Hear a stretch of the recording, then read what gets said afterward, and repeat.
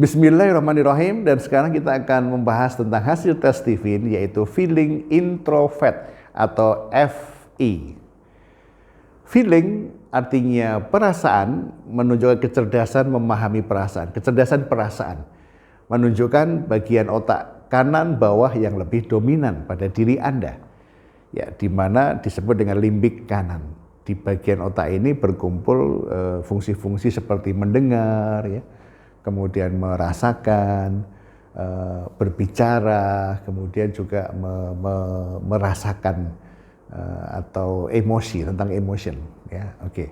Kecerdasan perasaan Anda sangat kuat sehingga Anda dikenal sebagai orang yang pandai memahami perasaan orang lain.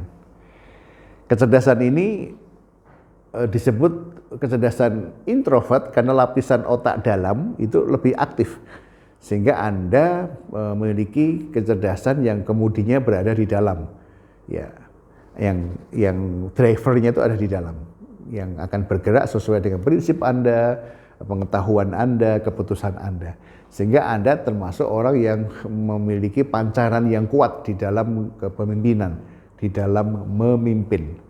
Jadi pengaruh Anda sangat kuat karena digerakkan dari dalam diri Anda. Nah, jenis kecerdasan yang paling kuat pada diri Anda adalah emotional quotient atau kecerdasan emosi.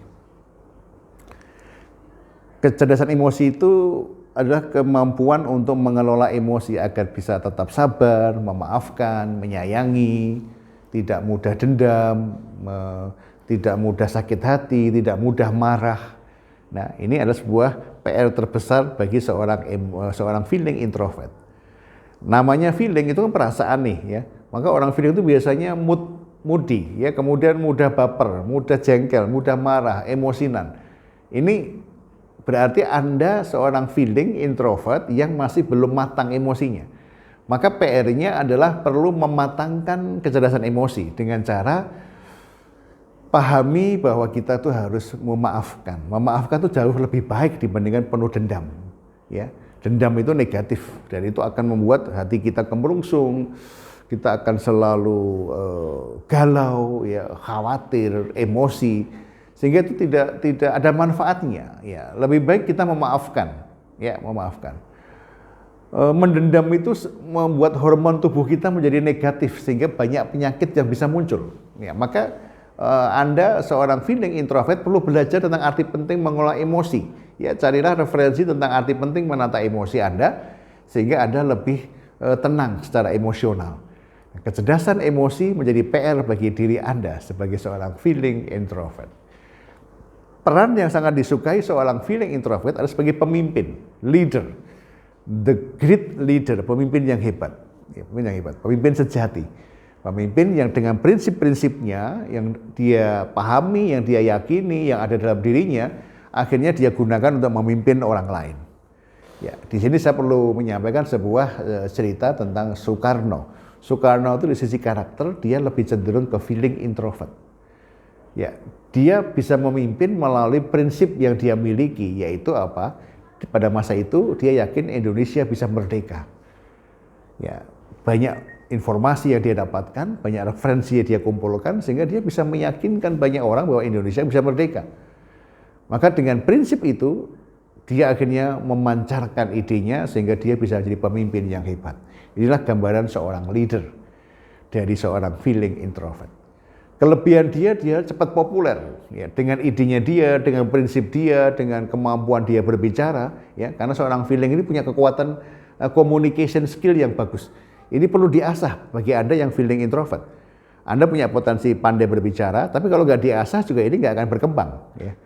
Ya, seperti Soekarno misalnya, dia pandai berbicara, dia pandai ngomong, dan ini membuat daya magnetnya menjadi semakin kuat, semakin populer, semakin tenar, semakin banyak menarik perhatian.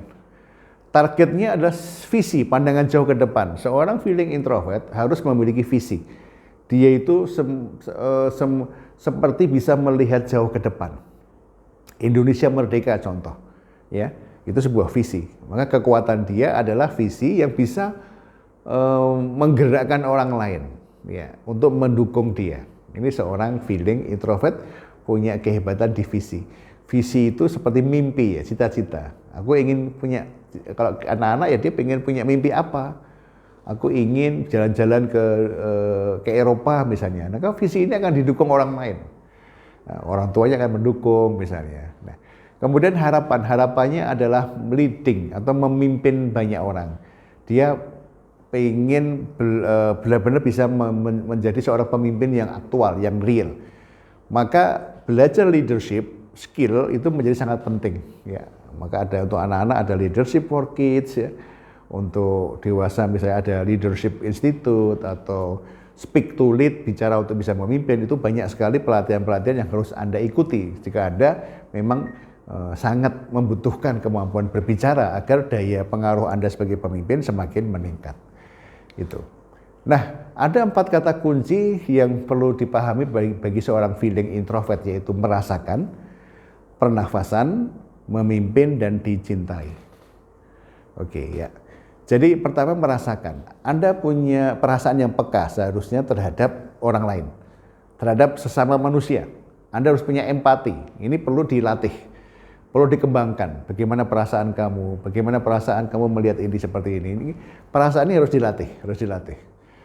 Kemudian yang kedua pernafasan. Pernafasan ini penting sekali bagi seorang feeling karena memang dia tuh membutuhkan suplai oksigen yang bagus. Kemudian juga dari sisi pernafasan, paru-parunya itu kalau tidak dijaga dengan baik itu bisa menimbulkan masalah dalam pernafasan. Emosi dan pernafasan ada kaitannya. Orang yang punya penyakit asma misalnya, kalau sedang khawatir, takut, itu asmanya cepat kumat, bisa kambuh. Ya, makanya dengan menjaga pernafasan ini diharapkan Anda akan semakin sehat. Ambillah udara pagi hari setelah subuh itu ya, hirup udara pagi, olahraga atau jogging untuk mensuplai udara yang lebih banyak agar Anda lebih sehat. Kemudian memimpin, Anda harus belajar memimpin. Leadership Anda harus diasah dengan sebaik-baiknya. Kemudian dicintai, Anda akan menjadi sosok yang karena Anda itu tulus dari dalam, maka Anda akan mencari lingkungan yang membuat Anda itu dicintai, diterima, diakui. Ya, diakui. Nah, inilah diri Anda. Anda akan menebarkan cinta dan akhirnya Anda dicintai oleh banyak orang. Oke, cara belajar seorang feeling introvert dengan cara mendengar melalui pendengarannya di kelas, ya, atau direkam, ya, melalui alat tertentu kalau diizinkan oleh sekolah atau pondok, kemudian dengar dan diulang berkali-kali sampai dapat feel-nya, gitu, ya. Kemudian meningkatkan minat belajar dengan cara menempelkan sentuhan emosi pada motif belajarnya, ya. Contoh didekati, katakan kamu hebat loh, kamu hebat. Ayah bangga dengan kamu, ya. Dibisikkan sesuatu, ya. Karena anak introvert itu lebih peka, maka sampaikan sesuatu dengan lembut, dibisikkan, disentuh, ya. Katakan bapak bangga, papa bangga, mama bangga, kamu senang belajar tuh mama sangat senang, mama mendoakan, papa mendoakan, itu sentuhan emosi, ya. Emosi, kata-kata yang positif itu harus kita sampaikan dengan cara yang lembut, gitu. Keluh diri dalam pengembangan diri seorang feeling introvert adalah dengan cara mencari platform untuk memperkuat pengaruhnya. Platform adalah kumpulan nilai, ya, seperti plat mobil, ya, ditempel di sini sebagai platform kita. Apa platform kita? Contoh, kalau tadi mengambil kisah Soekarno, ya, Indonesia Merdeka. Itu platform atau hidup jujur, ya, hidup menjadi orang yang beriman dan bertakwa. Nah, ini menjadi platform, prinsip hidup yang akan dia perjuangkan kemana-mana.